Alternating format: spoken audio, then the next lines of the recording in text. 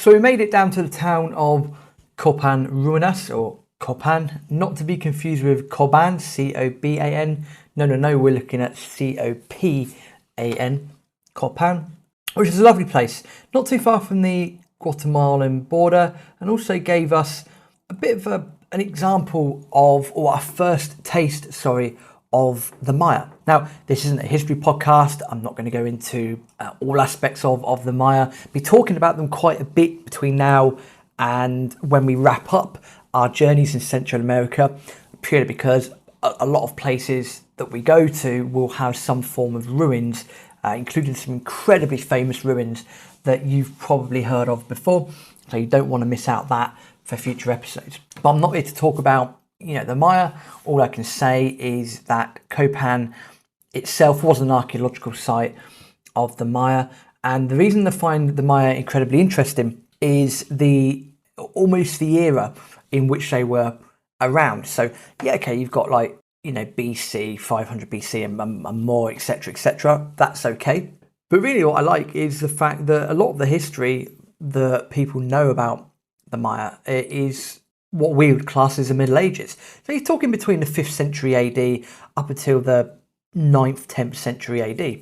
Now, I think the reason I like that, and I didn't realise this at the time, but it's something I learned to appreciate now, is that if you look at European history or UK history, and we call it the Dark Ages, because no one really knows what was going on. Bit of Anglo-Saxon here, bit of Anglo-Saxon there, maybe some Danish here, some Danish people there. A bit of Alfred the Great as well at the latter end.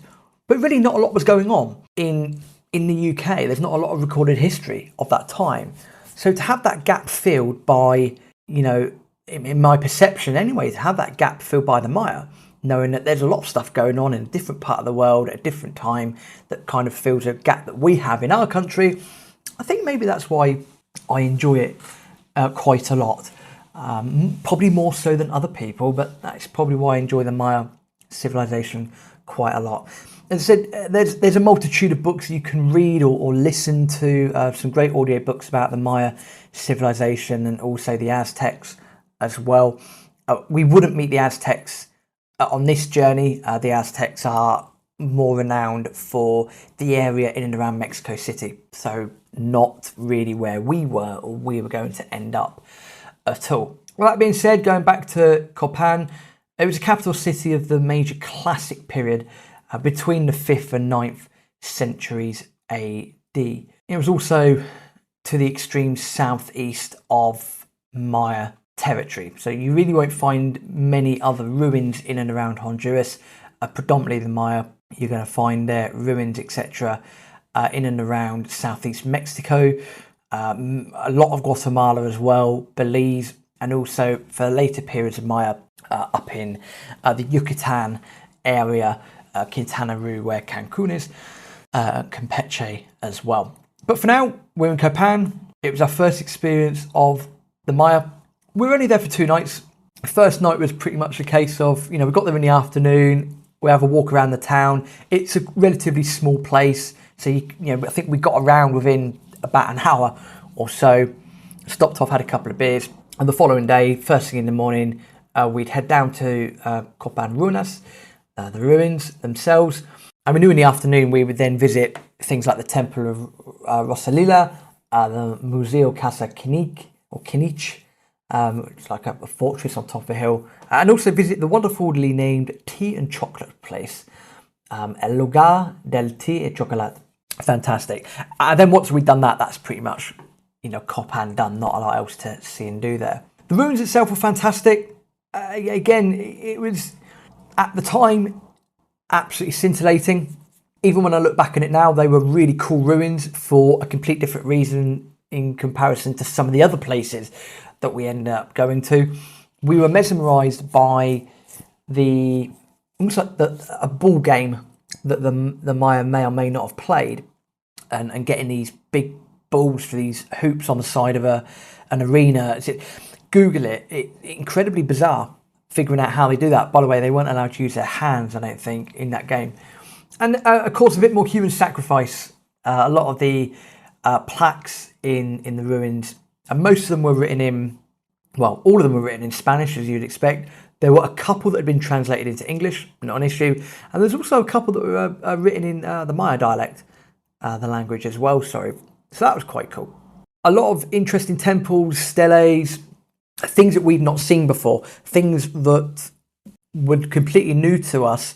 And bear in mind that the last major civilization that we'd seen, which was the Incas, they didn't have any binding material for their buildings. They're literally just stone. Whereas the Maya seem to have quite a popular thing called stucco, which basically it's incredibly white. Once it's done, it was all painted into different colours and whatnot. Of course, nowadays, it's mainly white, as the colours of the stones and the stucco have deteriorated. But again, the building style, the architecture, the engineering was completely different. Of course, it makes sense that this site is pretty much next to a river as well, so that made a lot of sense. So the site was the site. We had a good few hours walking around there, looking at various things, again, like the ball court, Las Sepulturas, various different, pyramids and things that are completely new to us. We just read everything that we could about the site and decided that was pretty much everything we needed to see. On the way out, we saw the Temple of Rosalila, also the Museo des Escalderas, just to rack up on as much information as we could. We knew we might as well take our time. There wasn't really a lot else to do in the town itself.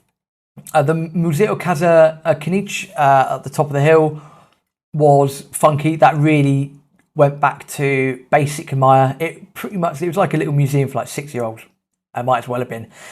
The layout, the design of it was incredibly informative. It was incredibly fun to go around. I think we were playing around by dressing up as Mayas, as well as learning basic alphabet and basic numbering as well. So a fun side story from that. It was a good job we did go into that museum, because we started learning a few numbers in Maya.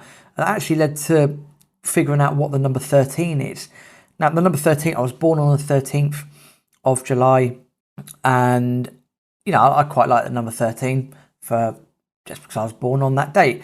So I figured out what the number 13 was, and I made a vow to get a tattoo of the number 13 in Maya, which has now been completed. It's been completed for a few years. So yeah, if you ever do look at my lower left arm or right arm, when you look at me, you'll see the Maya symbol for 13 inked onto my skin. Fun times. After we'd finished playing around with Maya numbers and learning bits and pieces about basic Maya, we headed off to the, again, wonderfully named tea and chocolate place. The hostess there was incredibly attractive. For me, I'm weak at the knees. If you give me someone of that skin complexity, long dark hair, dark eyes, for me it almost sends me into overdrive, as you have been warned. That always sends me into overdrive. I guess we like different things, but for myself, that for me is fantastic. I find pretty much anyone that's got those qualities almost instantly attractive as such. The museum was great. There was fun times, because we were drinking a cup of hot chocolate on the outside, and a cat came and sat on my lap, which my brother quite crudely remarked at a later point in time, that's the only pussy he's probably had on holiday. No comment. And we were lucky that the cat didn't climb up into the rafters and we weren't eating food. Otherwise, it would have been a Cambodian moment again. So that didn't happen, which was very, very thankful. It was just a very pleasant experience. You're looking out into, not the rainforest, but you're looking out into the hills, you're looking out at the trees, listening to the sounds of the birds.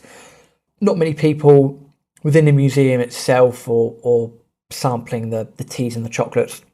So it's a very pleasant way to end our evening. It was a very pleasant way to end our brief time in Honduras.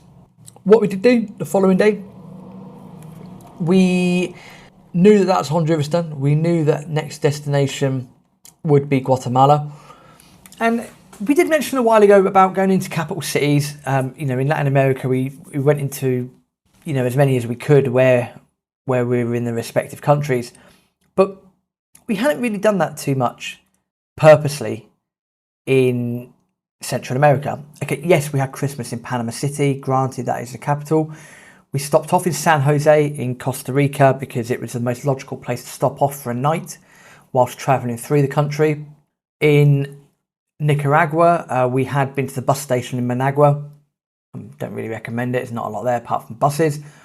And again in Tegucigalpa as well. We never stayed there, but having had a drive around it because of the road network, again looked okay, but we weren't there to visit Tegucigalpa. Same with Guatemala City. Again, at the time, it was regarded as quite a dangerous place to go. It's very easy to take the wrong turn and end up in the wrong place.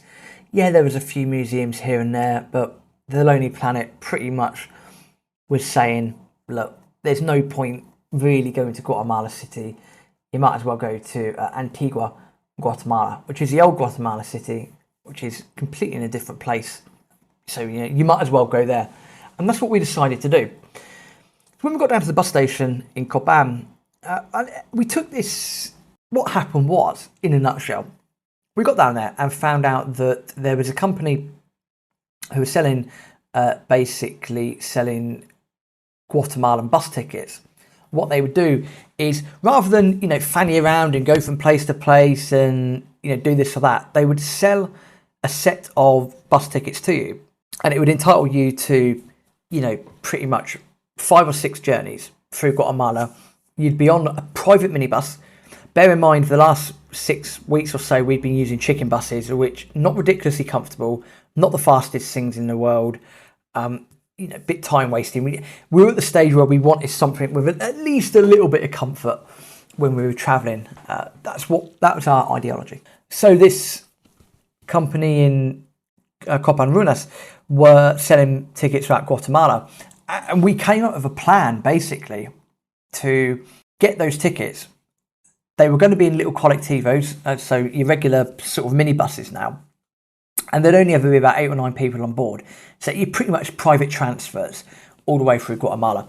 And it was about $130, which, when we thought about it, and we thought about the hassle of the journeys and the fact that the little minibuses would go into the heart of Guatemala, it would be worth it just for that. So that's what we done. First stop was Antigua, Guatemala. We got dropped off at the border.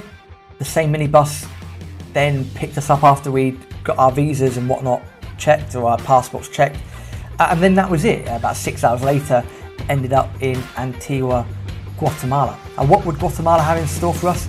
The answer is quite a lot, and you can join us on next week's episode to find out what we got up to in Guatemala. Hasta luego.